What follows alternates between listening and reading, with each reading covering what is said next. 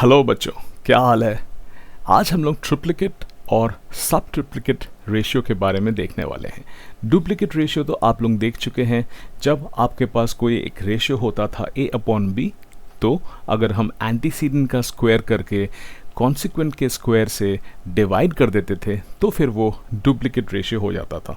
अब ट्रिप्लिकेट से मुझे लगता है बड़े आराम से आप ये समझ रहे होंगे कि अगर हमारे पास ऑलरेडी कोई एक रेशियो है जो कि a/b है, ठीक है, और उसमें अगर हम ट्रिप्लिकेट रेशियो लगाते हैं तो ट्रिप्लिकेट रेशियो में जो भी ये नंबर था आपके पास a/b, राइट, दोनों का क्यूब हो जाएगा।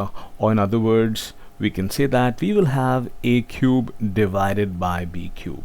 ठीक है, तो इसका मतलब है कि एंटीसीडेंट का क्यूब डिवाइडेड बाय कॉन्सिक्वेंट का क्यूब। ठीक है, अब इसी तरीके से हमारे पास सब ट्रिप्लिकेट रेशियो भी है। मुझे लगता है हल्का सा अंदाज़ा आपको ज़रूर मिल गया होगा। तो अगर हम a/b कोई एक रेशियो की बात करते हैं और उस रेशियो में अगर हमें सब ट्रिप्लिकेट रेशियो निकालना है तो फिर हम क्या करेंगे, जो भी ये नंबर आपके पास ऑलरेडी है दैट इज़ a/b, ठीक है, उस पूरे का हम क्यूब रूट निकाल लेंगे, जिसका कि मतलब ये हो जाएगा कि एंटीसीडेंट का cube root divided by consequent का क्यूब रूट। ठीक है, तो ये कॉन्सेप्ट है आपके पास ट्रिप्लिकेट और सब ट्रिप्लिकेट का। अब इसको एक बार फिर से विजिट कर लेते हैं, जिसमें अगर कहीं पे कोई कन्फ्यूजन है तो वो सब क्लियर हो जाए।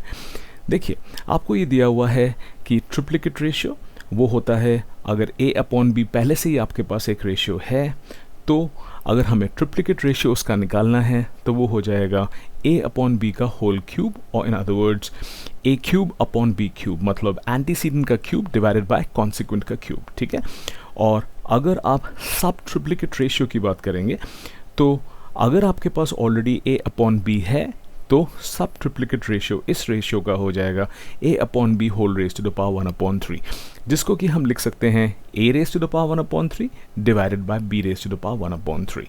ठीक है, तो अब एक क्वेश्चन की तरफ बढ़ते हैं। देखिए, ये आपके पास एक क्वेश्चन है जिसके लिए मैं आपको 10 सेकंड का टाइम दे रहा हूँ।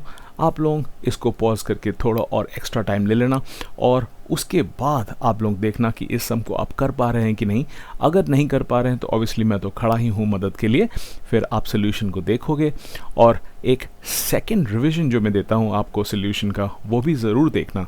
उसके बाद पॉज करके सम को एक बार खुद से करना, सब कुछ दिमाग में आराम से बैठ जाएगा। चलिए शुरू करते हैं। आपका टाइम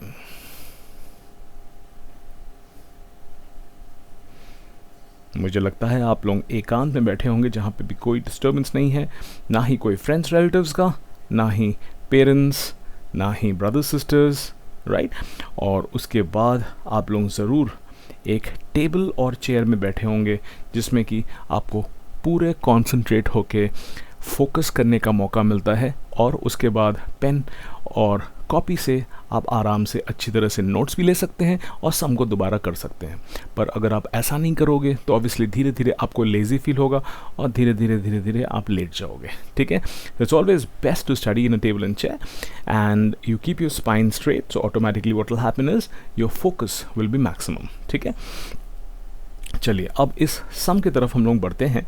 तो इस सम में आपको ये दिया हुआ है कि if 3x plus 1 is to 5x plus 3 is the triplicate ratio of 3:4, right?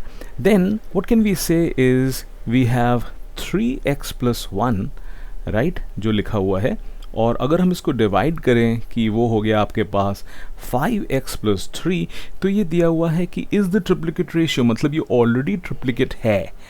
किसका? 3:4 का। तो इसका मतलब है कि अगर हम यहाँ पे 3/4 लिखें और उसका क्यूब करें तो फिर ये इसके बराबर होगा। मैं ज़रा इसको फिर से एक बार समझा देता हूँ। देखिए क्या कह रहा है, if 3x plus 1 is to 5x plus 3 is the triplicate ratio, तो ये ऑलरेडी ट्रिप्लिकेट है। ठीक है, इसको अगर हम फिर से ट्रिप्लिकेट करेंगे तो इस पूरे का पावर कितना हो जाएगा, 3 × 3 दैट इज़ 9। तो इसीलिए हमें क्या करना पड़ेगा, आगे लिखा हुआ है ऑफ 3:4, तो इसका मतलब है 3:4 या 3/4 जो है उस चीज़ का अगर हम क्यूब कर देंगे तो फिर हमको क्या मिलेगा, तो फिर हमको ये रेशियो 3x + 1/5x + 3 मिलना चाहिए। ठीक है, अब बेटा आगे हम लोग क्या करते हैं कि देखिए जो क्यूब है उसको पहले हम लोग आगे क्यूब कर लेते हैं। तो 3 का क्यूब हो जाएगा 3 3 9 3 इज 27, राइट, और 4 4 16 4 64। ठीक है, और लेफ्ट हैंड साइड में आपके पास है 3x + 1 which is divided by 5x + 3। अब जब हमारे पास दो फ्रैक्शंस इक्वेशन के दोनों साइड में है तो हमारा नेक्स्ट स्टेप ये बनता है कि हम जल्दी से क्रॉस मल्टीप्लाई कर लें। ठीक है, तो अगर हम क्रॉस मल्टीप्लाई करेंगे तो हमारे पास आ जाएगा 64 times of 3x + 1 which is equal to 27 times of 5x + 3, right?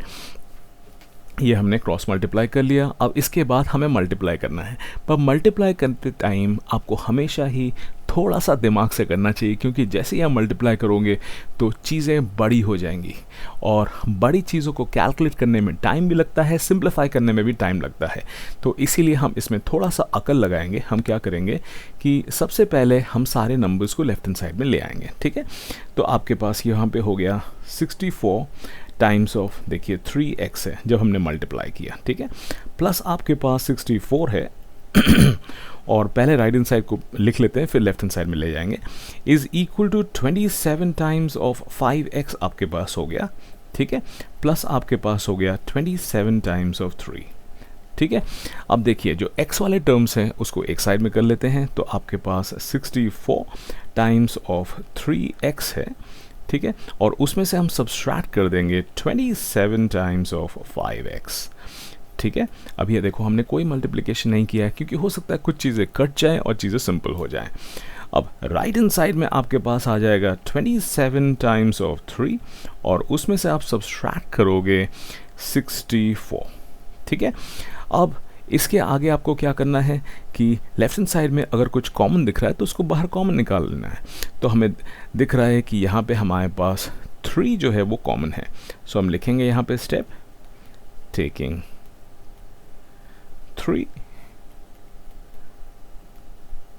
Common in left hand side.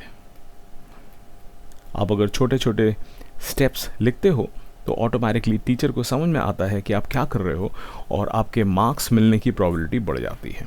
अच्छा, अब इसके आगे बेटा हम लोग आगे बढ़ते हैं। तो यहाँ पे हमारे पास 64 टाइम्स ऑफ 3x है, तो हम क्या करेंगे यहाँ पे कि जो 3 हमको कॉमन दिख रहा है उसको हम बाहर निकाल लेंगे और अंदर आपके पास क्या बचा, यहाँ पे 64x बचा। ठीक है, और उसमें से आपको सब्सट्रैक्ट कर देना है 3 क्योंकि निकल गया है। तो इसको देखो हम ऐसे लिख सकते हैं, 27 को लिख सकते हैं 9 × 3 इज़ 27। तो 3 क्योंकि चल गया बाहर चला गया तो 9 बचा है, 9 5 से कितना हो गया 45। तो अब इसीलिए हमारे पास 45x यहाँ पे हो गया। ठीक है, और राइट हैंड साइड में अब हमारे पास कुछ भी कॉमन लेने के लिए नहीं है, तो 3 7 21, 2 रिमाइंडर, 3 2 6 एंड 2 इज़ 8, सो 81 हो गया। और उसमें से अब आपको 64 को सब्सट्रैक्ट करना है। अब और आगे इसमें हम बढ़ते हैं, तो हम क्या करेंगे इसमें कि अगर हम 64 और 45 दोनों को सब्सट्रैक्ट करेंगे तो 5 and 9 इज़ 14 आ जाएगा, फिर आपके पास 5 and 1 इज़ 6 आ जाएगा।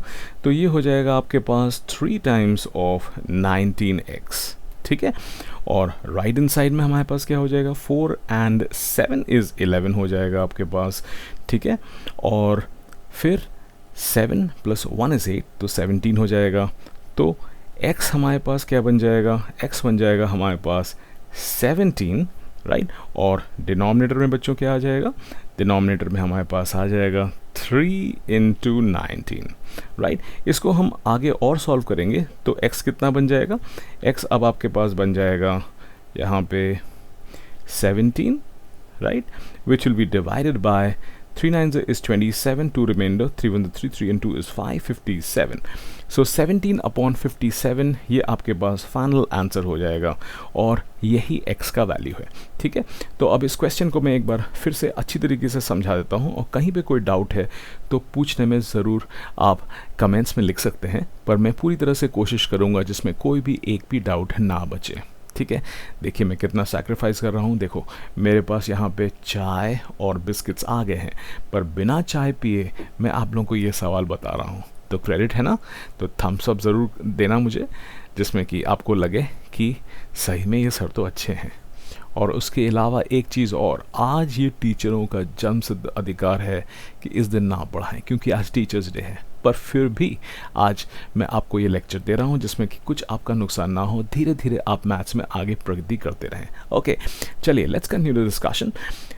तो यहाँ पे दिया हुआ है if 3x + 1 = 5x + 3 is the triplicate ratio of 3:4। सो हमें दिया हुआ है कि ये रेशियो ऑलरेडी ही ट्रिप्लिकेट है, तो इसीलिए हम इसका ट्रिप्लिकेट फिर से नहीं करेंगे। किसका ट्रिप्लिकेट है? 3:4 का।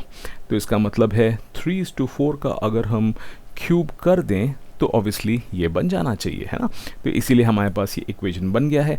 अब इसके बाद हम क्या करेंगे, 3/4 का क्यूब कर लेंगे। 3 3 9 3 27 एंड 4 4 16 4 64। अब इसको जब हम क्रॉस मल्टीप्लाई करेंगे तो हमारे पास आ जाएगा 64 times 3x + 1 is equal 27 times of 5x + 3। ठीक है, अब फिर फर्दर हम क्या करेंगे, 64 को मल्टीप्लाई करेंगे, पर अभी मल्टीप्लाई नहीं करेंगे, इसको ऐसे ही छोड़ देंगे। 64 टाइम्स 3x और +1 × 64 को बड़े आराम से हम 64 लिख देंगे। जहाँ पे कैलकुलेशन ज़्यादा डिफिकल्ट होगा उसको हम बाद के लिए छोड़ देंगे, आप देखोगे कि कैलकुलेशन बहुत आसान हो जाएगा। अच्छा, इसके आगे आपके पास 27 टाइम्स 5x है जो आप मल्टीप्लाई करोगे, फिर से कठिन तो हमने उसको छोड़ दिया, +27 × 3।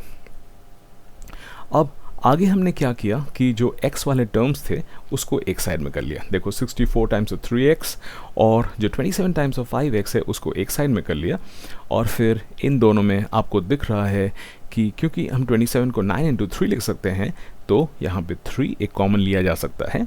ठीक है, तो जब उसको हम कॉमन बाहर ले लेंगे और आपके पास यहाँ पे 64 बचेगा x के साथ, राइट। और यहाँ पे क्या बचेगा, क्योंकि 3 जा चुका है तो 9 5 45x बचेगा। ठीक है, इन दोनों का डिफरेंस अगर हम करेंगे तो 5 and 9 is 14, तो यहाँ पे 9 आ जाएगा, फिर 5 and 1 is 6 आ जाएगा आपके पास, तो 3 × 19x हो गया। अब राइट हैंड साइड में आपके पास यहाँ पे है 27 × 3 जो कि 81 होता है -64। अब फिर इन दोनों का भी सब्सट्रैक्शन करना है, तो 4 and 7 is 11 हो गया आपके पास, और ये 7 and 1 is 8 हो गया। और फिर फर्दर अगर हमें x को सब्स्टिट्यूट इक्वेशन बनाना है तो फिर ये 3 × 19 को क्रॉस मल्टीप्लाई करके 17 के डिनोमिनेटर में रखना पड़ेगा। तो इससे हमें क्या मिल गया कि 19 × 3 डिनोमिनेटर में, 3 9s are 27, 2 remainder, 3 1s are 3, 3 and 2 is 5, 57। तो 17/57 ये x की वैल्यू हो गई, और ये भी एक रेशियो हो गया। मतलब इसमें जो एंटीसीडेंट है वो है 17 और जो कॉन्सिक्वेंट है वो है 57। क्या आप लोगों को ये सब कुछ समझ में आया? पक्का? ओके, तो अभी के लिए इतना ही रखते हैं। जय हिंद।